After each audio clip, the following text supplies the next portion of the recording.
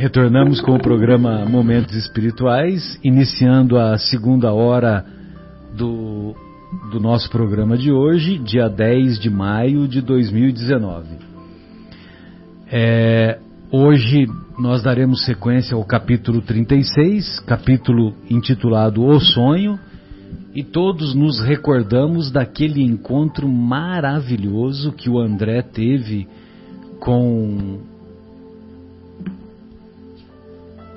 um antigo conhecido que ele prejudicou, junto com o seu pai, levando o Silveira à falência, junto com a sua família, fazendo com que a família tivesse que se desfazer de todos os bens e direcionando a família para o interior do estado do Rio de Janeiro, lá possivelmente no início do século XX, né? 1900 e alguma coisa.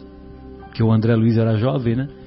Ele nasceu em 1878, 1880, por aí, né? E aí ele apoiou o pai, né? Não, pai, manda bala. Executa o processo, uma vez que o retalhista Silveira, ele ficou doente e não tinha como ele pagar o aluguel lá, que ficou atrasado alguns meses, né? E aí, depois de um certo tempo, o pai não teve tolerância e mandou executar, né? E nessa de executar, ele praticamente foi a ruína material quase que completa. E mesmo assim o Silveira considerou que o pai do André Luiz, para ele, Silveira, foi um benfeitor. Ele fala isso no capítulo. Ele fala isso no capítulo porque... É que vocês não estavam lá conosco, né? Nosso querido Marcos e o nosso querido Leandro não estavam. É porque ele ajudou ele a prestar mais atenção, né? Vamos dizer assim. Exatamente. E aí o Silveira... Ele acabou se tornando, ele diz que depois daquela experiência, ele passou a trabalhar em dobro, né, para manter o sustento da família, e ele valorizou demais aquela experiência, né? E ele era um dos trabalhadores mais ativos daquele grupo, os samaritanos, que resgatavam os nossos irmãos que se encontram lá no umbral, né? Então ele fazia parte dos samaritanos e ele era um dos trabalhadores mais ativos. E você imagina a cena quando você encontra uma pessoa que você prejudicou sem máscara, né? Porque lá no plano espiritual não tem máscara, né? Você é aquilo que você é. E você encontra com essa pessoa todo envergonhado, e aí ele foi lá e pediu desculpas. Não no primeiro momento, mas ele contou o caso para Narcisa. Só depois que a Narcisa deu um apoio moral para ele. Vai lá, aproveita a oportunidade. Aí a Narcisa fez com que ele se motivasse e voltasse lá para aproveitar a oportunidade, porque ela chama isso de... Aproveitou o irmão a oportunidade de se desculpar. Sabe que eu lembro de uma história, foi contada até no nosso curso aí do segundo básico, o Edmar contou aquela história da vaquinha, né, do mestre, não sei se vocês... Sim, essa história é clássica. Já até contaram, Marcelo, que você já tem a mais na ponta da língua? Não, eu ouvi ela uma vez apenas, né? Que o mestre, um discípulo, estava passando por uma aldeia, né? Isso. E tinha uma família bem simplesinha. E eles queriam saber como eles viviam num sítio. O sítio estava meio amíngua, né? E como é que vocês sobrevivem? Tem a vaquinha, essa vaquinha aqui, leite que nos dá leite e tal. E aí o mestre pede para que jogue a vaquinha no precipício. Tem várias versões da história, né? A versão que eu conheço é que ele vai embora do... Porque ele passa a noite naquela residência, naquele sítio. Só que aí ele acorda um pouco mais cedo e ele joga a vaca no... Ele joga... Ele joga a vaca no brejo, né? A vaca foi pro brejo, né? E E ele segue viagem. Só que ninguém fica sabendo, né? Que foi ele que jogou e tal. Tá. Aí ele volta um ano depois, algum tempo depois, né? Eu imagino que pelo menos um ano, né? E aí ele encontra aquele mesmo sítio cheio de prosperidade. Sim. E aí eles ficam contentes que encontrou lá aquele sábio e tal, né? Eles não souberam que foi ele que chamou. Exatamente, não souberam. A versão que eu conheço é que não souberam. Não, acho que era essa mesmo. Essa mesmo. Não souberam que foi ele. Aí ele conta, né, que a gente vivia da vaquinha, mas depois nós perdemos a vaquinha, aí a gente começou a trabalhar, a cultivar a terra, não sei o quê. Ou seja, e aí a situação melhorou. O mestre foi um benfeitor. Um benfeitor. Né? Como aconteceu com o André Luiz. Como aconteceu com o Silveira. O Silveira. Não, e o Silveira, depois que ele conversa com o André Luiz, olha só a generosidade dele. Ele ainda diz para o André, eu ainda quero estar junto com você quando nós formos resgatar o seu pai. Ele fala isso no capítulo, né? Você lembra? Ele fala, não, inclusive... Generosidade, né? A generosidade dele num certo momento, porque o André começou a ficar, assim, envergonhado, né? E aí o Silveira disfarçou, né? No primeiro momento, como o André, ele não se abriu, né? No primeiro momento ele chegou e tal, ainda meio que tentou se justificar, tal, mas ficou meio travado, assim, né? E aí o Silveira, ele, com a generosidade do coração dele reformado, né? Logicamente, participando do grupo samaritano, deve ter visto muito sofrimento, né? Ele pegou e se afastou, por caridade se afastou, né? Pediu licença ao André e se afastou. E aí foi quando o André foi ao encontro lá da Narcisa, contou para ela o que tinha acontecido. Aí ela falou assim, você aproveitou o momento e pediu perdão? Foi aí que o André renovou as energias e foi lá conversar, pediu perdão, etc e tal, foi abraçado, assim, vamos dizer, né, espiritualmente pelo Silveira. E é aí que é isso aí que o Marcelo comentou, né? Então, mas foi num segundo momento, porque no primeiro momento nós no momento Fabinho, né? No momento Fabinho, né? Até o André Luiz contou, eu acho um barato, né? O André Luiz, ele abre o coração, ele é totalmente assim, faz a autopsicanálise. Exatamente, transparência, para a gente poder para nós podermos nos sentir assim, mais próximos a ele, né? Porque se ele fosse muito perfeito, a gente, né, ia ficar muito longe, assim, ia falar, esse cara é muito longe de mim, mas quando ele conta isso, é exatamente o nosso sentimento, né? Então, assim, fica mais fácil da gente entender e saber que é possível, né? Que o André Luiz também, com a ajuda, né, Marcelo, da Narcisa, né? Ele também foi lá e fez, e foi ótimo para ele. Sem dúvida. Muito bem, então esse capítulo ele começa dessa maneira. Não, só um detalhezinho que eu me lembrei, alguns nomes, né, são nomes bem cariocas, né? Por exemplo, Almeida, né? Silveira, Almeida. Almeida sou eu, eu sou Almeida. Você é Almeida, João? Eu não sabia. Mas sabe por que eu lembrei do Almeida? Eu lembrei do Almeida porque aquele cronista muito famoso lá nos anos 60, anos 70, um cronista que eu quero dizer, um articulista que ele escreveu, Nelson Rodrigues, escreveu livros e tal, né? E ele escrevia toda semana também sobre futebol, né? O que tinha rolado no futebol e tal. Aí então, quando tinha um jogo que estava difícil e tal, aí no último minuto, ele era torcedor do Fluminense. Aí o Fluminense acabava ganhando. Aí ele falava que era o sobrenatural de Almeida, né? Que tinha contribuído para sair o gol. Você já ouviu essa expressão também? Então eu acho super interessante.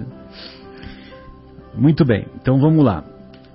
O capítulo começa desta maneira. Prosseguiram os serviços incessantemente. Olha só que interessante. Incessantemente.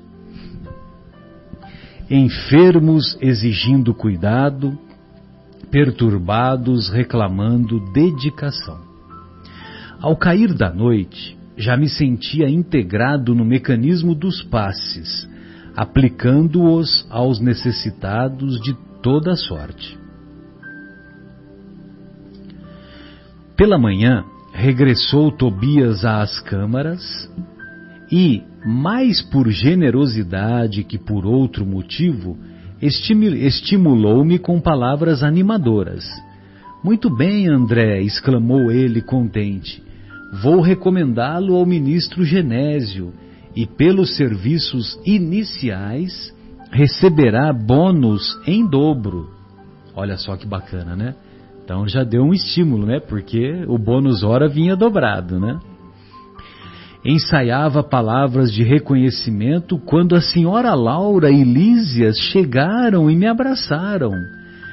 Sentimos-nos profundamente satisfeitos, disse a generosa senhora, sorrindo. Acompanhei-o em espírito durante a noite e sua estreia no trabalho é motivo de justa alegria em nosso círculo doméstico. Disputei a satisfação de levar a notícia ao ministro Clarencio, que me recomendou cumprimentasse a você em nome dele. Olha só que maravilha, né? Então ele já estava num outro patamar, sendo cumprimentado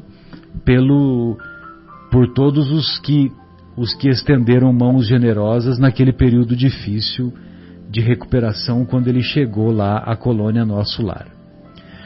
Trocaram observações afetuosas com Tobias e Narcisa, pediram-me relatório verbal de impressões e eu não cabia em mim de contente. Olha só que felicidade, né? Por isso que quando a Joana de Ângeles diz que a única alegria real é aquela que sentimos quando somos úteis, é verdadeiro, né? Comprovação. Minhas alegrias sublimes, porém, reservavam-se para depois. Olha só, não bastasse essas alegrias, ele ia ter novas alegrias depois. Nada obstante o convite amável da genitora de Lísias para que voltasse a casa por descansar, Tobias pôs à minha disposição um apartamento de repouso ao lado das câmaras de retificação e aconselhou-me algum descanso. De fato, sentia grande necessidade do sono. Narcisa preparou-me o leito com desvelos de irmã. Essa Narcisa é impressionante, né? Toda hora, ela está sempre fazendo alguma coisa, né? Você já reparou? Recolhido ao quarto confortável e espaçoso, orei ao Senhor da vida, agradecendo-lhe a bênção de ter sido útil. Ó, a Joana de Ângeles aí. A proveitosa fadiga dos que cumprem o dever não me deu oportunidade a qualquer vigília desagradável. Daí a instantes, sensações de leveza invadiram-me a alma toda e tive a impressão de ser arrebatado em pequenino barco, rumando a regiões desconhecidas. Para onde me dirigia? Impossível responder. A meu lado, um homem silencioso sustinha o leme. E qual criança que não pode enumerar nem definir as belezas do caminho, deixava-me conduzir sem exclamações de qualquer natureza, extasiado embora com as magnificências da paisagem. Ele estava em êxtase, né? E sendo conduzido num barco por um homem silencioso e apreciando toda a beleza daquela natureza. Beleza rima com natureza. Parecia-me que a embarcação seguia célere, não obstante os movimentos de ascensão. Decorridos minutos, vi-me à frente de um porto maravilhoso, onde alguém me chamou com especial carinho. André, André! Desembarquei com precipitação verdadeiramente infantil. Reconheceria aquela voz entre milhares. Num momento, abraçava minha mãe em transbordamentos de júbilo. Fui conduzido então por ela a prodigioso bosque, onde as flores eram dotadas de singular propriedade, a propriedade de reter a luz, revelando a festa permanente do perfume e da cor. Tapetes dourados e luminosos estendiam-se dessa maneira sob as grandes árvores sussurrantes ao vento. Minhas impressões de felicidade e paz eram inexcedíveis. Já pensou? Um lugar em que a natureza retém a luz, né? A luz fica retida, já, não dá para ter uma ideia, né? Porque para nós aqui, nós não temos essa capacidade de admirar o que seria essa beleza, né? O sonho não era propriamente qual se verifica na terra. Eu sabia perfeitamente que deixara o veículo inferior no apartamento das câmaras de retificação em nosso lar e tinha consciência absoluta daquela movimentação em plano diverso. Então, vejam vocês que ele tem o perispírito lá, né? O perispírito é o corpo do espírito, certo? O perispírito dele estava descansando lá no apartamento das câmaras de retificação. Só que ele, em espírito, vamos dizer assim, saiu do corpo espiritual e fez essa viagem com auxílio do homem silencioso e de barco. Só que ele tinha perfeita consciência o tempo todo. Enquanto isso, o corpo espiritual dele estava lá no apartamento recobrando as energias. Só que ele chama de veículo inferior. Então, isso que é interessante, né? Quer dizer, um paralelo com o que acontece conosco quando encarnados durante a noite. É o desdobramento. E o que ele diz lá que é o seguinte: a diferença é que ele tinha total lucidez, né? Ele tinha consciência de que o veículo inferior, né? Quer dizer, seria o perispírito, tinha ficado nas câmaras. É interessante esse conceito, né? Porque assim, tem o sonho também no plano espiritual, usado quando desencarnado. Olha que coisa maravilhosa. Muito, muito bem ressaltado isso aí, Marcelo. Exatamente. Tinha noção do tempo e espaço, né? Exato. Minhas noções de espaço e tempo eram exatas. Continua o André. A riqueza de emoções, por sua vez, afirmava-se cada vez mais intensa. Após dirigir-me sagrados incentivos espirituais, minha mãe esclareceu bondosamente. Muito roguei a Jesus me permitisse a sublime satisfação de ter-te a meu lado no teu primeiro dia de serviço útil. Olha só, ela rogou que tivesse ele ao seu lado no primeiro dia de serviço. Olha a importância do trabalho, né? Quer dizer, olha que é o motivo de uma festa, né, para ela, uma comemoração. Porque ela percebia que o filho estava encaminhado, né? Estava exatamente a sair daquela situação de assistido para trabalhador. Como vês, meu filho, o trabalho é tônico divino para o coração. Numerosos companheiros nossos, após deixarem a terra, demoram em atitudes contraproducentes, aguardando milagres que jamais se verificarão. Reduzem-se desse modo formosas capacidades a simples expressões parasitárias, ou seja, desperdício de talentos. Desperdício de talentos. Alguns se dizem desencorajados pela solidão. Outros, como sucedia na terra, declaram-se em desacordo com o meio a que foram chamados para servir ao Senhor. É indispensável, André, converter toda a oportunidade da vida em motivo de atenção a Deus. Toda a oportunidade da vida em motivo de atenção a Deus. Eu vou abrir aspas aqui, porque eu me recordo de um pensamento do Paulo de Tarso, quando ele diz assim: tudo o que fizerdes, faça-o em nome do Senhor. Faça-o como se fosse para o Senhor. Aí você pode entender para Deus, ou para Jesus, que é muito próximo de Deus, né? Então, ela diz isso, né? Em motivo de atenção a Deus.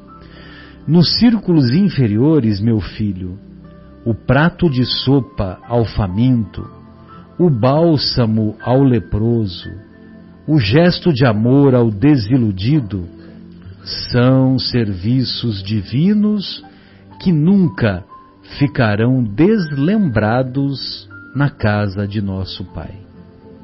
Então todas as nossas atividades voltadas para a prática do bem, todas não serão esquecidas. Todas serão valorizadas. Aqui, igualmente, o olhar de compreensão ao culpado, a promessa evangélica aos que vivem no desespero, a esperança ao aflito, constituem bênçãos de trabalho espiritual que o Senhor observa e registra a nosso favor. A pergunta no final da mensagem de Erasto, né? A esperança, a promessa evangélica aos que vivem no desespero, a esperança ao aflito. Exatamente essas palavras são usadas lá. Exato, naquela mensagem constituem bênçãos de trabalho espiritual que o Senhor observa e registra a nosso favor. Que coisa maravilhosa, né? Meu Deus. Não, e o interessante é que se nós formos nos recordar, você se lembra que depois desse primeiro dia de atividades intensas, né, do André, que ele juntou um dia com o outro, trabalhando direto, quantas experiências, né, foram 5 ou 6 capítulos, né, que ele conta essas experiências. Ele,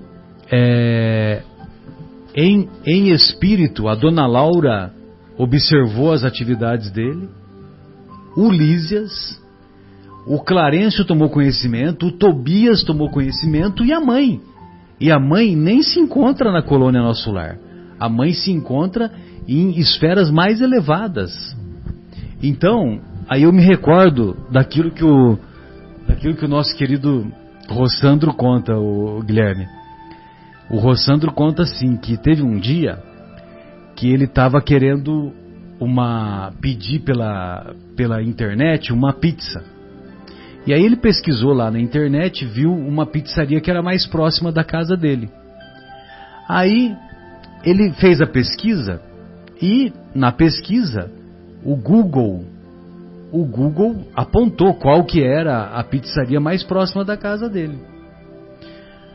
Aí ele pegou e fez uma analogia dizendo assim: olha, se até o Google sabe aonde eu tô e aonde tem a pizzaria mais próxima para me beneficiar, imagina Deus.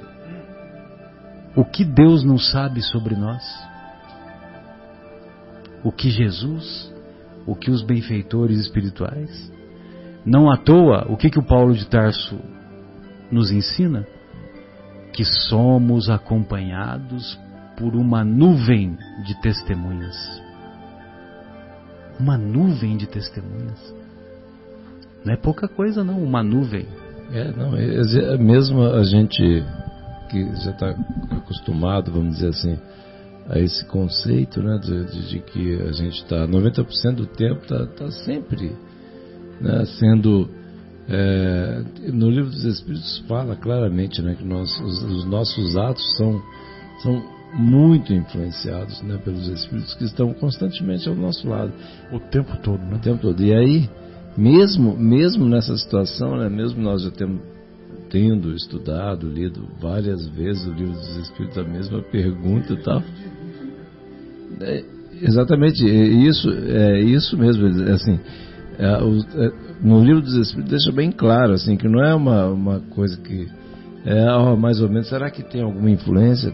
Tem, com certeza tem. Por isso que a importância de nós renovarmos os nossos, né, objetivos, os nossos costumes. Para quê?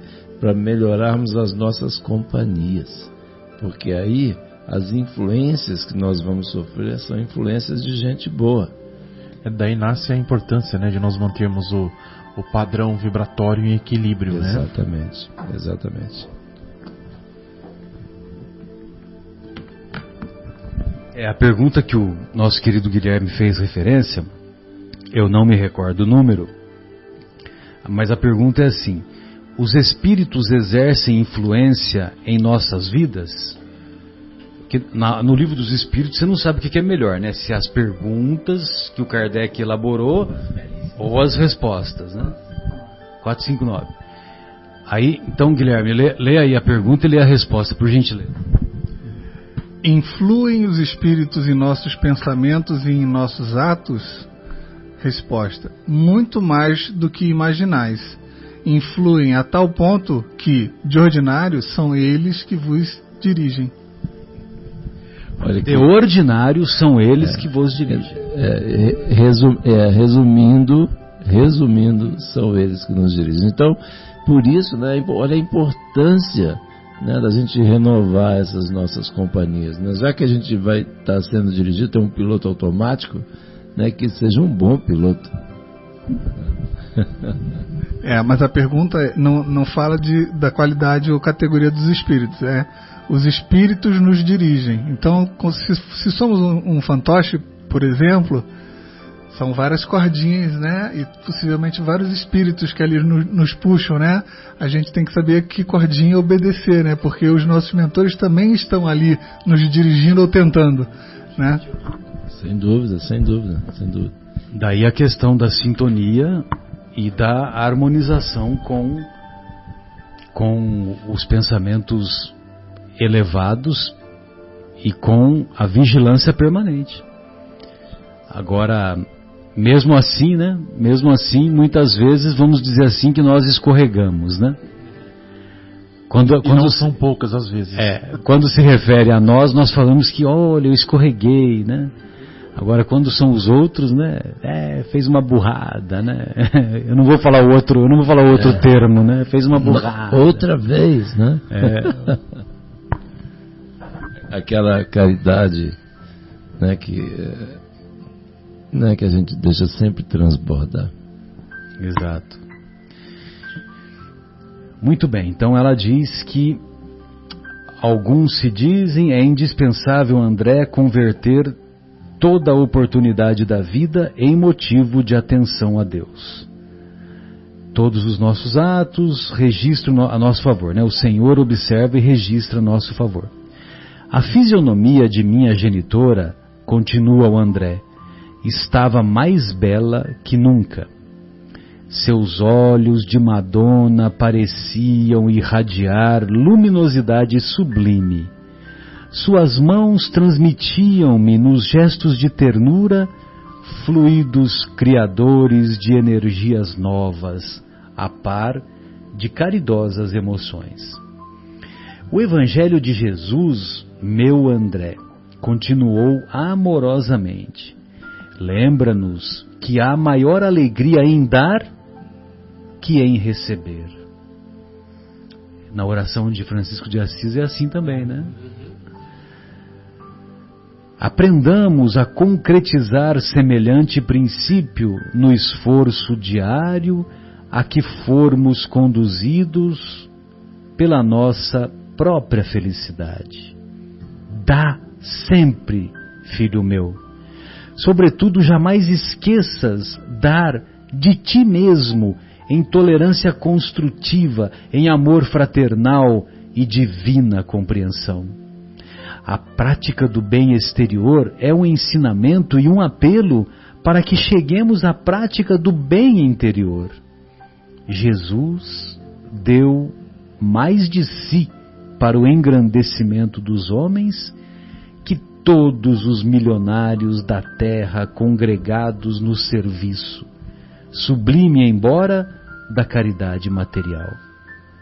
Não te envergonhes de amparar os chaguentos e esclarecer os loucos que penetrem nas câmaras de retificação, onde identifiquei espiritualmente teus serviços à noite passada. Trabalha, meu filho, fazendo o bem. Em todas as nossas colônias espirituais, como nas esferas do globo, vivem almas inquietas, ansiosas de novidades e distração. Sempre que possas, porém, esqueça o entretenimento e busque o serviço útil. Assim como eu, indigente como sou, posso ver, em espírito, teus esforços em nosso lar e seguir as mágoas de teu pai nas zonas umbralinas. Deus nos vê e acompanha a todos, desde o mais lúcido embaixador de sua bondade aos últimos seres da criação, muito abaixo dos vermes da terra. Então, para ela, era um alívio e ela se sentia reconfortada de ver que agora o filho estava mais encaminhado, estava lá fazendo um serviço útil e ela podia ganhar energias novas para poder amparar o marido, né, o pai do André, que ainda estagiava nas zonas inferiores, né? Minha mãe fez uma pausa que desejei aproveitar para dizer alguma coisa, mas não pude. Lágrimas de emoção embargavam minha voz. Ela endereçou-me carinhoso olhar, compreendendo a situação, e continuou. Conhecemos aqui, na maioria das colônias espirituais, a remuneração de serviço do bônus hora. Nossa base de compensação une dois fatores essenciais. O bônus representa a possibilidade de receber alguma coisa de nossos irmãos em luta, ou de remunerar alguém que se encontre em nossas realizações. Mas o critério quanto ao valor da hora pertence exclusivamente a Deus. Na bonificação exterior pode haver muitos erros de nossa personalidade falível, considerando nossa posição de criaturas em labores de evolução, como acontece na Terra. Mas no concernente ao conteúdo espiritual da hora, há correspondência direta entre o servidor e as forças divinas da criação. É por isso, André, que nossas atividades experimentais no progresso comum, a partir da esfera carnal, sofrem contínuas modificações todos os dias. Tabelas, quadros, pagamentos são modalidades de experimentação dos administradores, a que o Senhor concedeu a oportunidade de cooperar nas obras divinas da vida, assim como concede à criatura o privilégio de ser pai ou mãe por algum tempo na terra e noutros mundos. Todo administrador sincero é cioso dos serviços que lhe competem. Todo pai consciente está cheio de amor desvelado. Deus também, meu filho, é administrador vigilante e pai devotadíssimo. A ninguém esquece, e reserva-se o direito de entender-se com o trabalhador quanto ao verdadeiro proveito no tempo de serviço. Ao trabalhador. Qual parábola que nós lemos agora? Acabamos de ver, né? Que coisa impressionante. Lindo, hein? Lindo. Por isso que eu falei, né? Que os dois assuntos tinham muita analogia. Conexão. Exato.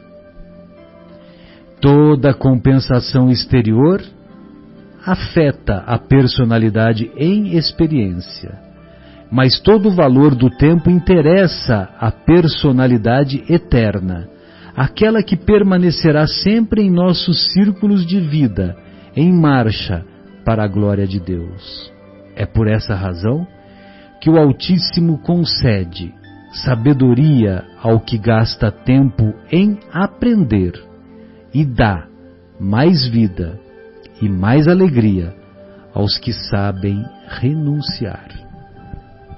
Eu lembrei daquela outra passagem que você contou aí também do Rossandro, né? Um abraço aí, Rossandro. Sim. Aquela questão lá do camarada que conserta o computador, né? Sim, você lembra daquela coisa, a importância, né, do tempo. De você se atualizar, de você se diferenciar, né? Se especificar, vamos dizer, crescer, aprender, né? Como ele diz aqui, o quanto é importante, né, a gente melhorar, a gente crescer, evoluir, né, Marcelo? Sem dúvida. Porque a gente precisa sair desse precisa dar uma melhorada nesse negócio, né? E aí, conforme a gente se esforça, e aí a recompensa, de uma forma ou de outra, vem, né? O trabalhador tem direito ao trabalho, né? Sem dúvida. O Rossandro conta... Desculpa, Leandro, tem direito ao salário. Ao salário. O Rossandro conta, o Leandro, talvez você não conheça essa história, acho que o Marcos deve se lembrar, que ele tinha uma viagem marcada ele tinha que estar no aeroporto. Ele mora em Campina Grande, né, lá na Paraíba. Ele tinha que estar no aeroporto por volta do meio-dia, que ele tinha uma viagem de trabalho, e todo o conteúdo lá das palestras ele estava lá estava no computador, como é que chama lá, no laptop, notebook, né? E aí você imagina, era 8 da manhã e tinha pifado lá ele tinha perdido todas as aulas dele, todas as apresentações, né? Aí ele telefonou para um amigo, aí um amigo indicou um trabalhador que foi lá na casa dele, né? Um especialista. Aí o especialista ficou lá umas 2 horas e não resolveu o problema. Não resolveu. Aí ele começou a ficar apavorado. Como é que eu vou fazer, né? Você imagina, né? 10 da manhã. Aí indicaram para ele uma outra pessoa. Aí essa outra pessoa foi lá e em 15 minutos resolveu o problema. Em 15 minutos o notebook estava funcionando perfeitamente. Aí o Rossandro perguntou para ele: e aí, meu amigo, quanto que eu lhe devo? Aí esse outro especialista, né, ele disse: são 200 reais. O quê? 200 reais? Disse o Rossandro, né? Você fez o trabalho aqui em 15 minutos, eu vi a hora que você chegou. Aí ele falou: Rossandro, eu não tô cobrando de você 15 minutos. Eu tô cobrando de você todo o tempo que eu passei na faculdade para estudar aqueles livros chatos pra caramba. Eu tô cobrando de você todo ônibus que eu tomei, todo o período de 4, 5 anos que eu fiquei lá na faculdade, para que eu me diferenciasse e chegasse aqui e resolvesse o problema para você em 15 minutos. Aí o Rossandro, sabe o que o Rossandro falou? Falou: olha, eu vou te dar 300 porque você acabou de me explicar a parábola dos trabalhadores da última hora. Entendeu?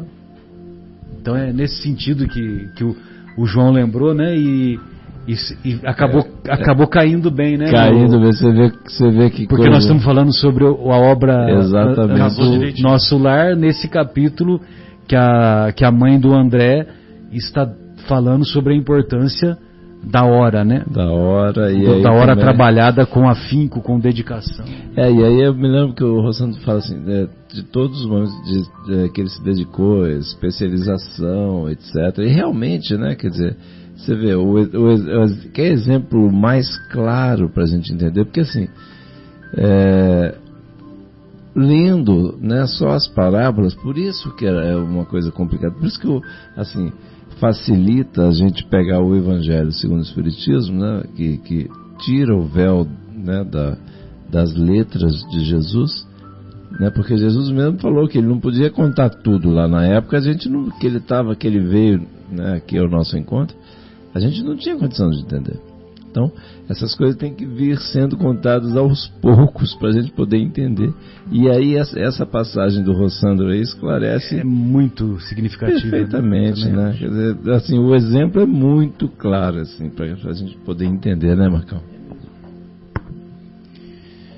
Bom, eu vou voltar nesse capítulo, nesse parágrafo, só para a gente retomar, né?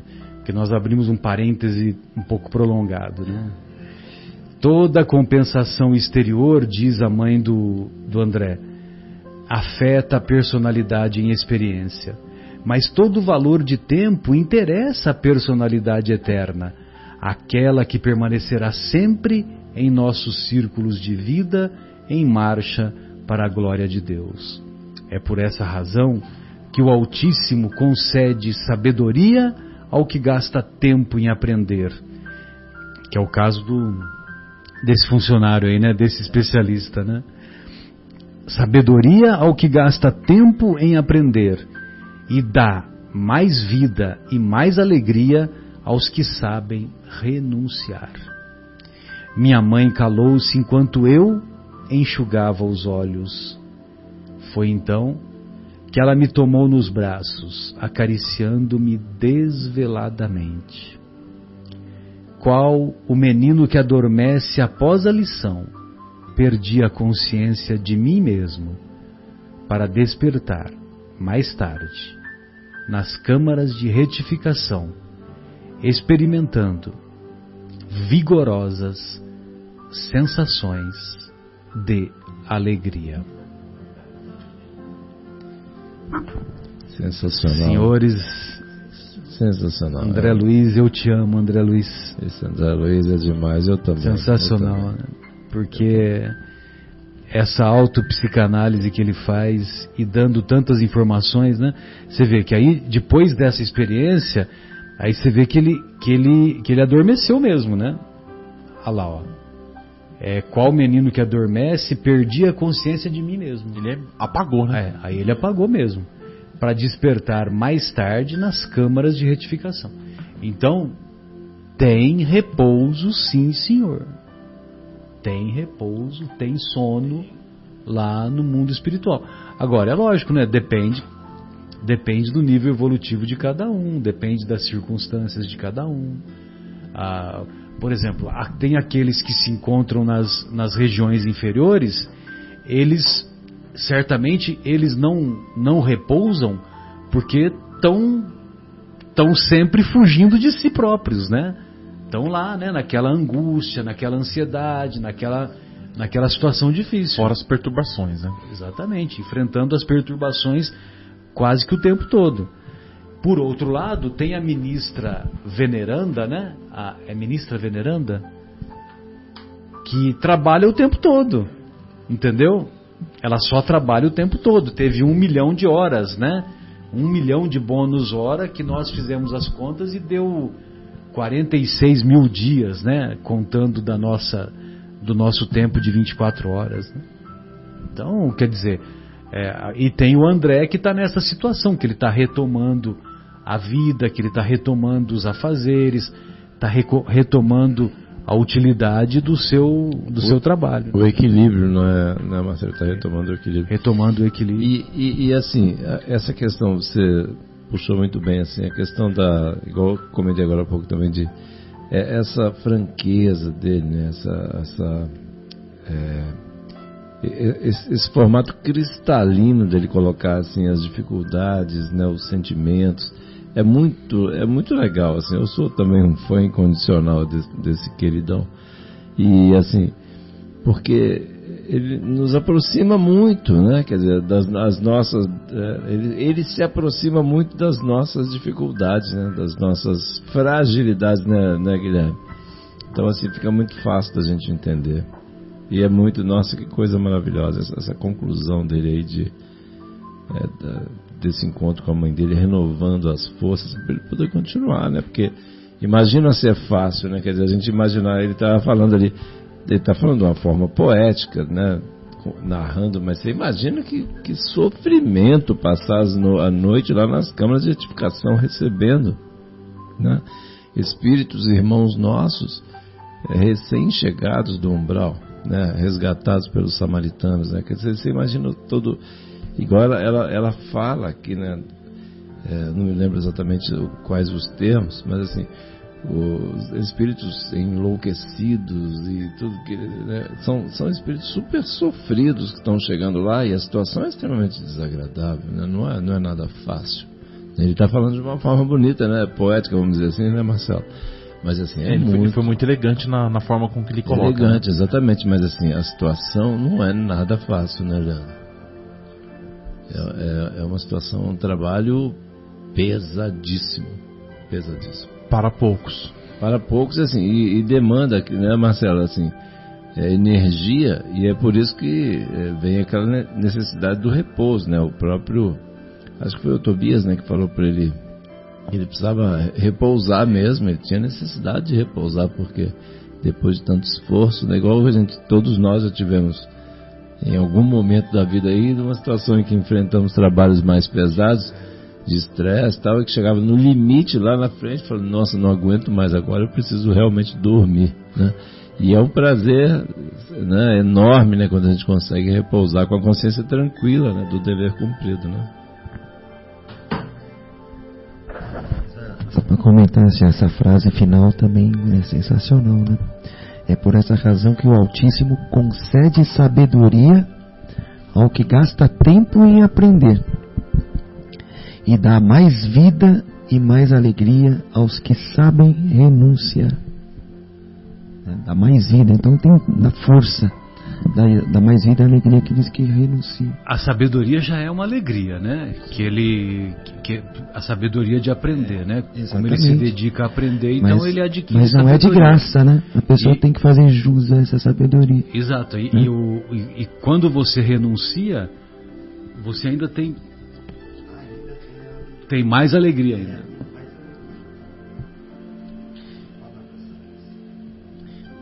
Bem, amigos, para mim, eu não tenho mais nada a acrescentar, a não ser agradecer a Deus, agradecer a essa generosidade do André Luiz de compartilhar a sua experiência conosco, e agradecer as mãos abençoadas do nosso querido Chico, né? Que contribuíram, e a humanidade está distante de reconhecer o trabalho maravilhoso que vai ficar imortalizado, né? Porque são mais de 500 obras que ele deixou aí para, através das suas mãos abençoadas, tantas e tantas experiências dos benfeitores espirituais que nos transmitiram essas lições imorredouras, né? Como eles dizem, né? Lições imortais, né? Se vocês quiserem fazer mais algum comentário. Eu acho que assim, lembrando, né, das palavras lá exatamente da lição do Evangelho da noite de hoje, da missão dos espíritas, né, o quanto seríamos inspirados, vamos dizer assim, pelos nossos benfeitores, né, para trazer, vamos dizer, para divulgar essa verdade, né?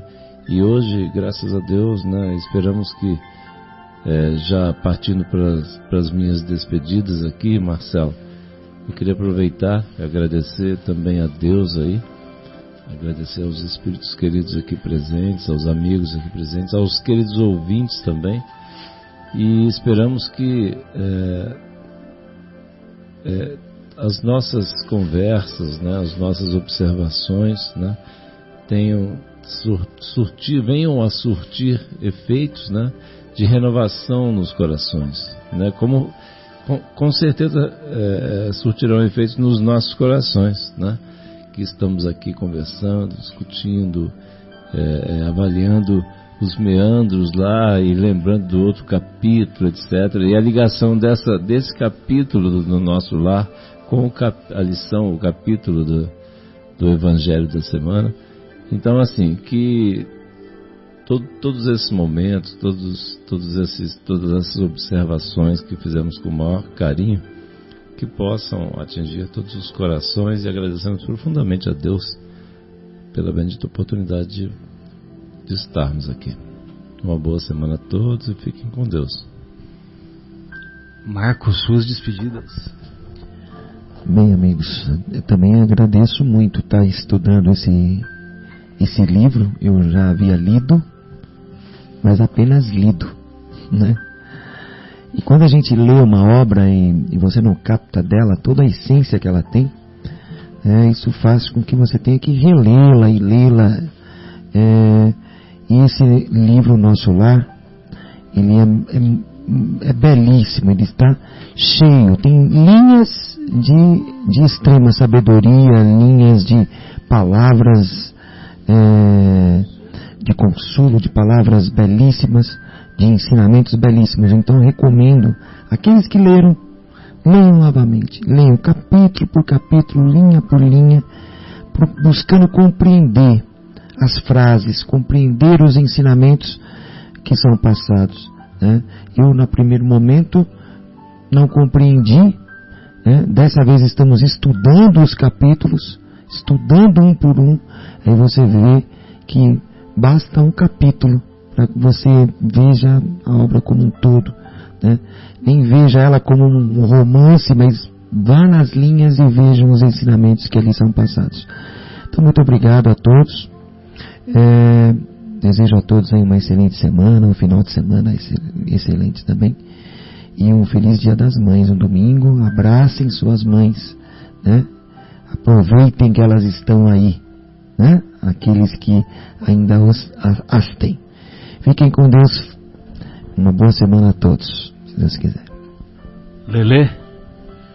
Bom, só antes dos agradecimentos, né, lembrar, né, que nós, e aí eu digo não só aqueles que seguem a doutrina espírita, mas também todos de outras religiões, né? Nós somos os trabalhadores da última hora